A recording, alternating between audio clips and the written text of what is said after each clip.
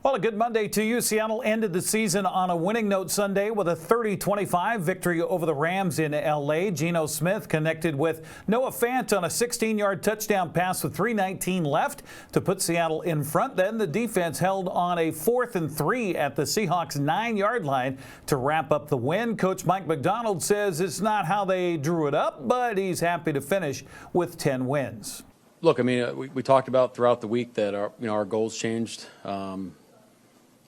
Coming out of the weekend, and I thought our guys did a tremendous job of staying focused on what our new goal was, finishing the year the right way, and it was a great team win. I mean, it wasn't necessarily pretty, but I'll tell you what, like we fought through some injuries and some guys that we didn't necessarily plan on playing a big role. I mean, we can rattle those guys off, but guys stepping in and playing good football for us and ultimately winning the game. Guys like Artie Burns and Kenny McIntosh.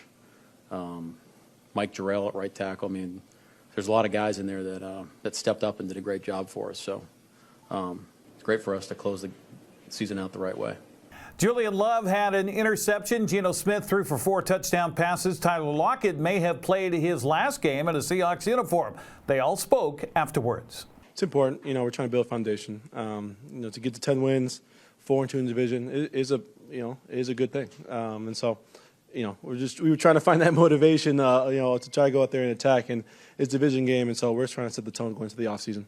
Yeah, I think winning was always going to be the most important thing. Anytime you don't have a chance to really control your destiny, it's always going to suck. But for us as a team, we wanted to close out on the right note and finish the right way. And I'm a guy with a lot of integrity, man. I love this game. I love my teammates. I love the organization, and I just feel like.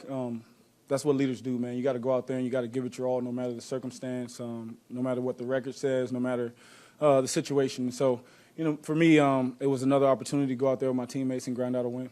Obviously, you never know when it's going to be the end. Because I kind of plan on playing again. I know it's not the very, very end. It'd be different if I was retiring. But, I think it's, always going to be somewhat sensitive just because that could have been the last time you put on a jersey, so I'm glad I ended with a catch, just in case. Glad we ended up with a win.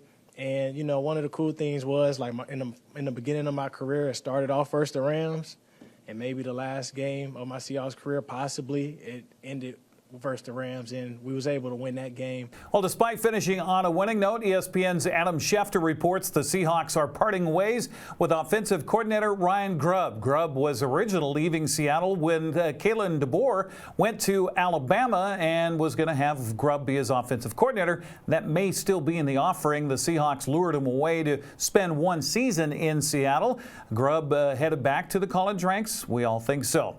The Rams win the tiebreaker with the Seahawks to capture the NFC West. Seattle also finished with a 10-7 record. Arizona blew out San Francisco Sunday 47-24 to finish third in the division. The Niners 6-11. The wild card round is set for this weekend in the NFL. Chargers visit Houston Saturday at 1:30 on CBS. That's followed by Pittsburgh and Baltimore at 5 on Prime Video. Sunday's trio of games begins at 10 a.m. on CBS with Denver at Buffalo. Philadelphia hosts Green Bay at 1:30 on Fox. Washington visits Tampa Bay on Sunday Night Football. That's on NBC. The final Monday night game of the season has Minnesota at the Rams on ESPN and ABC. Well, the Seattle Kraken are trying to snap a 2-game losing streak tonight. Edmonton jumped out to a 2-0 lead, went on for a 4-2 win on Saturday at Climate Pledge Arena. Seattle hosts New Jersey tonight at 7 o'clock.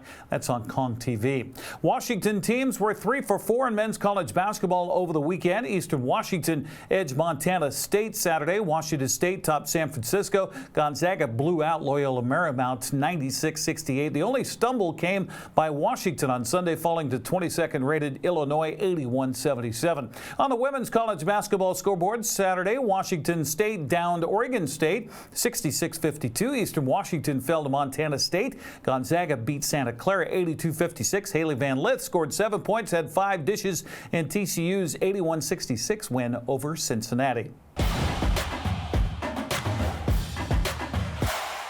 Retracing the prep basketball scoreboard over the weekend, we'll start with the boys on Friday. Wenatchee fell to Juanita 79-71. Eastmont dropped a 74-54 decision to Post Falls. Ephrata topped Othello. Cashmere clobbered Cascade. ACH topped Liberty Bell.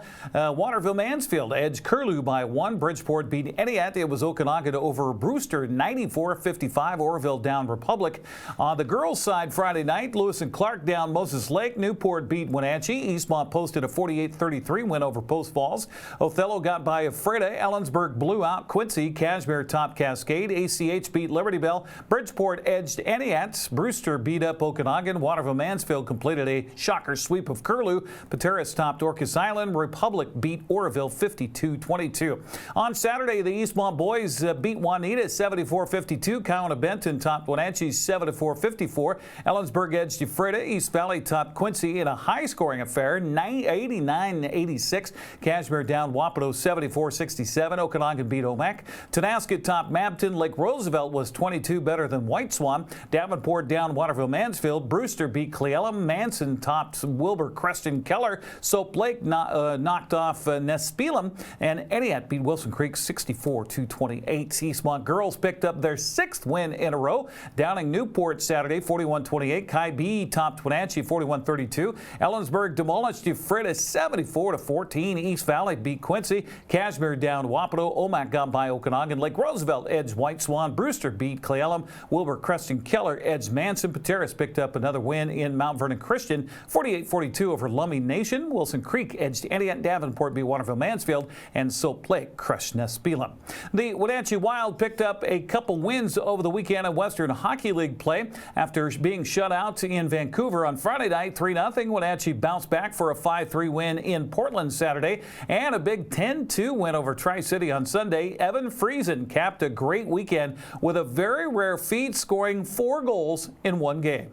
Americans' 5th-ranked penalty kill in the league at 81.2. Wenatchee centers and the shot never got through. Second one does, and Friesen finds the back of the goal just 10 seconds into the power play. Garland fighting Rios, able to work it ahead. Look out, here's Evan Friesen. He scores.